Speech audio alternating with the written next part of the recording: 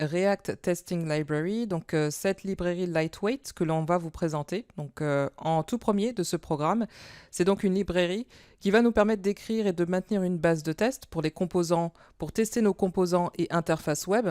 Et donc l'objectif de cette librairie, c'est non pas de tester les détails d'implémentation, mais le comportement des composants eux-mêmes. Donc en permettant de requêter les éléments, les nodes du document object model, et donc de vérifier donc, le comportement s'il se comporte comme attendu. Et donc l'objectif est de s'assurer d'un niveau minimum de sécurité et de confiance dans le comportement de notre programme. Et donc la solution que fournit DOM Testing Library, ce sont plusieurs méthodes utilitaires qui sont fournies par la librairie. Et on retrouve également le React Testing Library, donc ce sera dans le deuxième chapitre que l'on va découvrir, qui sera donc en surcouche de DOM Testing Library. Cette même librairie fournit elle-même des méthodes utilitaires qui vont permettre de faire des requêtes sur les éléments des composants pour pouvoir les tester. On va pouvoir donc également découvrir en détail l'API référence de cette librairie avec les méthodes utilitaires, les render options et les render results et queries. Donc on va pouvoir tester avec plusieurs exemples ces différents sujets de l'API référence. On aura également des exemples, des démonstrations avec les tests, des interactions utilisateurs lorsqu'il y a un clic ou alors un formulaire que l'on soumet. Donc ça aussi, ce sont des choses que l'on va pouvoir reproduire et tester. Ensuite, on aura un exemple un peu plus complet qui sera avec de la TDD.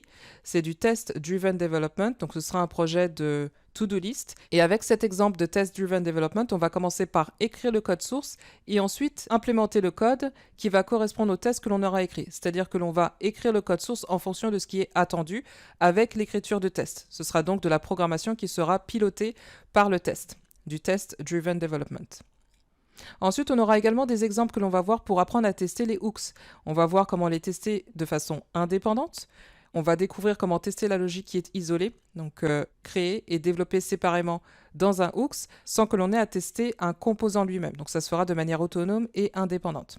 Enfin, on va voir comment tester les composants avec du traitement asynchrone. Lorsque l'on fait des appels réseau, des appels vers un serveur ou une API, comment est-ce que l'on teste l'affichage, le comportement des composants lorsque l'on attend le chargement d'une donnée, de données, par exemple, suite à des interactions avec une API, suite à un appel réseau. Et le public concerné, donc, ce sera par exemple les développeurs front, donc pas limité aux développeurs front, tous les développeurs front et back, également les intégrateurs web.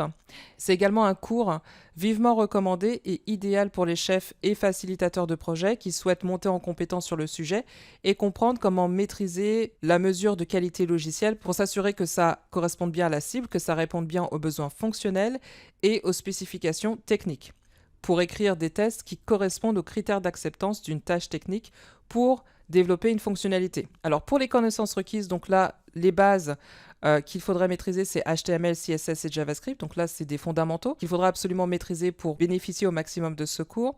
Avoir les connaissances de Node et NPM également. Donc pour rappel, on va utiliser des projets, des applications React qui sont développées avec le React CLI. Il est vivement recommandé, préférable d'avoir une première expérience avec React.js puisque l'on va justement tester des composants. Donc il faut comprendre comment créer et fonctionne un composant avec les states et les props. Les hooks également, puisque l'on va principalement utiliser des composants fonctionnels avec des hooks.